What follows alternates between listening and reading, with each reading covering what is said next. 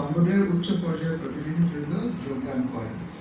মিয়ানমারের সার্বিক পরিস্থিতি পর্যালোচনা, মিয়ানমারের চলমান অস্থিরতাকে কেন্দ্র করে মানব পাচার, চোরাচালান, মাদকসহ নানাবিধ অপরাধের বিষয়ে আলোচনা হয়েছে।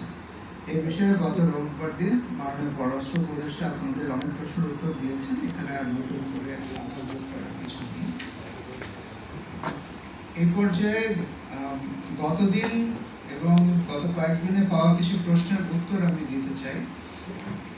একটি প্রশ্ন ছিল, সার্ককে পুনরায় অ্যাক্টিভ করতে পররাষ্ট্র মন্ত্রণালয়ের পক্ষ থেকে কি ধরনের উদ্যোগ নেওয়া হয়েছে বা নেওয়ার কোনো পরিকল্পনা আছে কিনা। আর্টিফিশিয়াল সুফিয়ান ভাই এটা প্রশ্ন করেছিলেন।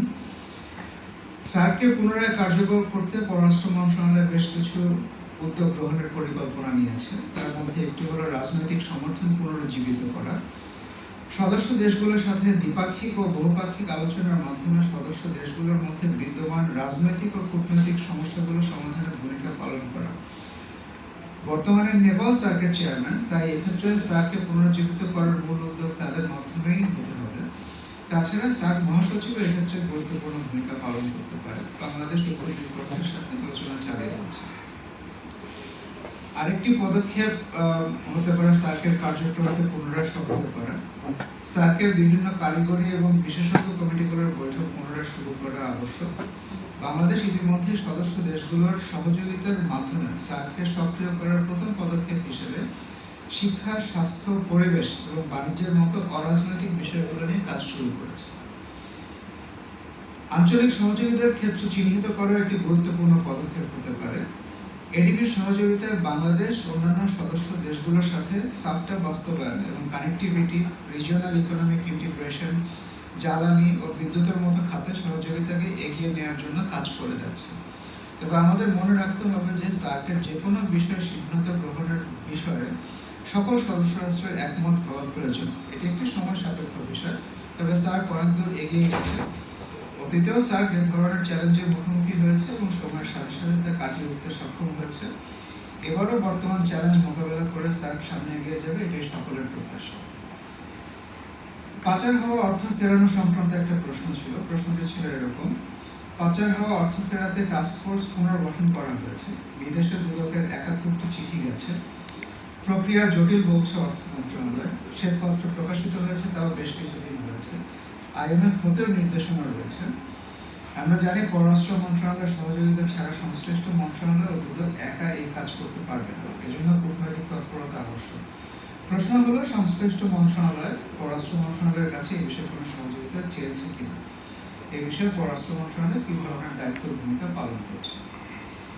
এর উত্তর হলো, বাংলাদেশের অপরাধ সম্পর্কিত বিষয়ে পারস্পরিক সহায়তা আইন 2012 অনুযায়ী দুর্নীতি দমন কমিশন সহ সরকারের সংশ্লিষ্ট অন্যান্য দপ্তর সমূহ বিভিন্ন দেশের প্রেরিতব্য অপরাধ বিষয়ক পারস্পরিক আইনগত সহায়তা চেয়ে প্রস্তুতকৃত সকল অনুরোধ প্রথমত সরকারের কেন্দ্রীয় কর্তৃপক্ষ অর্থাৎ জননিরাপত্তা বিভাগে প্রেরণ করে থাকে। তারপর কেন্দ্রীয় কর্তৃপক্ষ সেই সকল অনুরোধ পররাষ্ট্র মন্ত্রণালয়ে প্রেরণ করলে সেই অনুরোধ সমূহ সংশ্লিষ্ট দেশের সরকারের কাছে কূটনৈতিক প্রক্রিয়া প্রেরণ করা হয়ে থাকে। এই ধরনের অনুরোধের ভিতরে পাচার হওয়া অর্থ ফেরানোর জন্য সংশ্লিষ্ট দেশের আইনগত সহায়তা প্রাপ্তির কেসের সংখ্যাই অধিক। এই বিষয়সমূহের দ্রুত নিষ্পত্তির জন্য পররাষ্ট্র মন্ত্রণালয় এবং সংশ্লিষ্ট দেশের জন্য নিযুক্ত বাংলাদেশ দূতাবাস বা হাইকমিশন সকল ধরনের সহায়তা প্রদান করছে। ইন্ডিপেন্ডেন্ট টিভির একটা প্রশ্ন ছিল পোল্যান্ডের দূতাবাস সংক্রান্ত। দিল্লিতে পুলিশ দূতাবাসে বাংলাদেশিদের হয়রানি করা হয়, এ ব্যাপারে পররাষ্ট্র মন্ত্রণালয় অবহিত কিনা। রিজেকশনের হার বেড়ে গেছে, মুসলমানদের ক্ষেত্রে ভিসা দেওয়া হয় না, এ ধরনের একটি অভিযোগ শিক্ষার্থীরা করে থাকে। এ ব্যাপারে পররাষ্ট্র মন্ত্রণালয়ের ওয়াকিবহাল কিনা। আমি সেদিন তাৎক্ষণিকভাবে একটা উত্তর দিয়েছিলাম, কিন্তু এখন বিস্তারিত যেটা জানাচ্ছি, আমরা খোঁজ নিয়ে জেনেছি যে কিছু বাংলাদেশি ছাত্রের ভিসা আবেদন প্রত্যাখ্যাত হয়েছে, এটা ঠিক।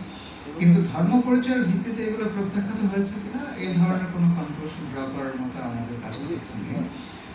বাংলাদেশে যাতে পোল্যান্ডের দূতাবাস চালু করা যায় সে বিষয়ে পোল্যান্ডে অবস্থিত আমাদের দূতাবাস পোলিশ সরকারের সাথে আলোচনা চালিয়ে যাচ্ছে। তার আগ পর্যন্ত এমন কোনো ব্যবস্থা চালু করার চেষ্টা চলছে যাতে পোল্যান্ডে যেতে আগ্রহী শিক্ষার্থী বা কর্মীরা বাংলাদেশে ভিসার আবেদন করার সুযোগ পায়। এখানে একটি বিষয় গুরুত্বপূর্ণ যে পোল্যান্ডে উচ্চশিক্ষায় আগ্রহী বিদেশি শিক্ষার্থীদের আবেদন গ্রহণ করার ক্ষেত্রে ক্ষেত্রে পুলিশ সরকার কিছু নীতিগত পরিবর্তন এনেছে, যা আগস্টের 1 তারিখ থেকে 1 আগস্ট 2024 থেকে কার্যকর হয়েছে। এক্ষেত্রে আবেদন করার আগে একজন শিক্ষার্থীকে সমতুল্য সার্টিফিকেট জোগাড় করতে হবে। এটি একটি জটিল প্রক্রিয়া, যে কারণে অনেক শিক্ষার্থী এটি করতে ব্যর্থ হন এবং অনেক শিক্ষা প্রতিষ্ঠানই এই বিষয়টি খুব একটা সহায়তামূলকভাবে দেখে না।